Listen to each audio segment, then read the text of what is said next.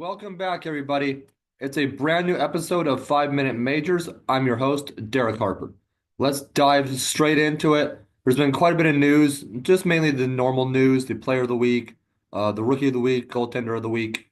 But we also have the CHL top 10 rankings and another little bit of NHL prospect sort of ranking news there. So we'll dive into that as well. So let's get started here. This week we obviously saw a lot of trades with the WHL trade deadline, and that has paid off for the Chiefs. I mean, out in Spokane, they're doing something special out there. So if we just look at what they did acquiring Andrew Cristall from the Kelowna Rockets, amazing performances from him. He was awarded the WHL Player of the Week honors. Very impressive. It's the second time that he's received that award. He previously received it with the Kelowna Rockets. He also received the WHL Player of the Month honor in November. In the first weekend as a Chief, he adjusted pretty darn well, I would say. He posted a 7-point game, 4 assists and a hat trick. That's pretty insane.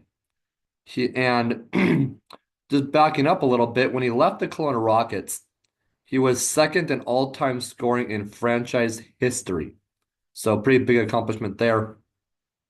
He was selected by the Capitals 40th overall in the second round of the 2023 NHL entry draft.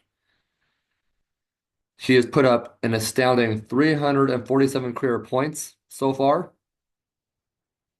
But transitioning to the puck stopping side of things, Jaden Krause of the Victoria Royals, so we're staying in the WHL's Western Conference.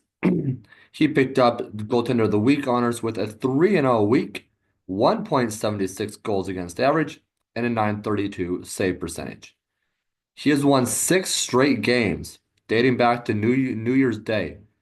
When he has allowed 2 or fewer goals in 5 of those games. And he has the most wins of any WHL goaltender in 2025. And then on the rookie side of things, the Kamloops Blazers' Tommy Lafreniere, he picked up the Rookie of the Week honors. 6-point performance in 2 games with 2 goals and 4 assists. So pretty decent for a rookie there. And as we kind of dive into things with all the shuffling and the OHL and the WHL, I'm sure some in the Quebec League, there's been a lot of teams stay put actually in the CHL's top 10, but there's been some new additions. So let's dive right into that. The OHL's London Knights, they just continue to be impressive, just day after day, week after week. They're in the top spot for the 7th consecutive week. Wow. And 3 other OHL teams joined them in the top 10. Windsor Spitfires at the 4th spot, Kitchener Rangers at 5, and the Oshawa Generals at 9. As we dive into this, there are 3 also from the QMJHL and 3 from the WHL. Kitchener, or excuse me, in the QMJHL, the Moncton Wildcats, they held down the 2 spot. So they've been kind of like London in that aspect. They've been sitting around that 2 spot. So we'll see how they do going into the rest of the season. The Rimouski Oceanic this year's Memorial Cup host at 6, and the Drummondville Voltigeurs at 7.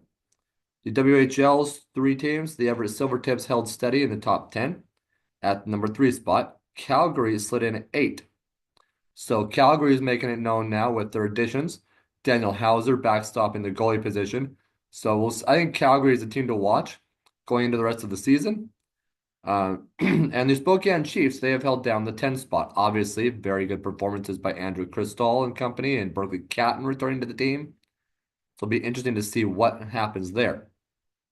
In other news, a total of 68 WHLers have been listed, or 66, sorry about that, have been listed by the NHL Central Scouting in the agency's midterm rankings ahead of this year's NHL entry draft. 6 of those WHLers were ranked among the top 20 in North American skaters. So I think this just goes to show the talent pool in the WHL is next level.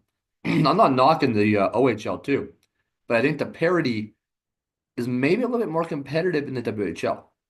London, it seems like in the OHL you just have London, and then about right here is every like all the other teams, and then the bottom feeders. So I expect London to win the Memorial Cup. That is my prediction. But we've seen hosts do it as well. So could the Rimouski Oceanic do it? Sure, we'll see what happens. And the other thing is, we want to touch on the WHL again real fast because the Kelowna Rockets, they've been doing some interesting things. They fired their head coach, had an assistant coach step up to be their intern, and obviously traded Chris Stahl to the Chiefs. They're hosting the Memorial Cup next season. So it's very interesting what they're doing. If they just want to try to field like a decent playoff team to maybe have like an early playoff exit and then kind of practices to gear up for the Memorial Cup. I don't know what they're doing. A very interesting situation to watch with Kelowna because they were obviously cheated out of the 2020 Memorial Cup with the pandemic, but so they were I guess re-awarded it for 2026. But it's interesting that they're making these moves to be like a bottom feeder right now when they're hosting it next year. So unless there's some deals that they're going to swing, it'll be interesting to see what happens there. Definitely, I think that one of the key things to keep your eye on in the next year. The Chiefs, they'll be interesting too because they're making this run right now, so they could be rebuilding soon. Wenatchee's future is bright, I think. Give them maybe at max 5 years, and we could see them doing some big things. The Winterhawks, I think they're kind of just developing their players. That's sort of what the talk going around is, and then they could maybe make a deep run in the next few years as well. But it'll be very interesting to see what happens there. The Everett Silvertips, obviously, with Landon DuPont and company, they're putting up some pretty darn good numbers. They could definitely be a favorite to win the WHL. But again, my prediction for the Memorial Cup is the London Knights. As far as the WHL goes, I don't know who's going to come out of the Q. I would say Moncton. Um, WHL, I'm just going to say Everett. Um, they haven't won the title for so I think they have the talent to do it. It'll be a very competitive playoffs in the WHL, but those are the teams that I am that I'm going to roll with here. So we'll catch you on the next episode.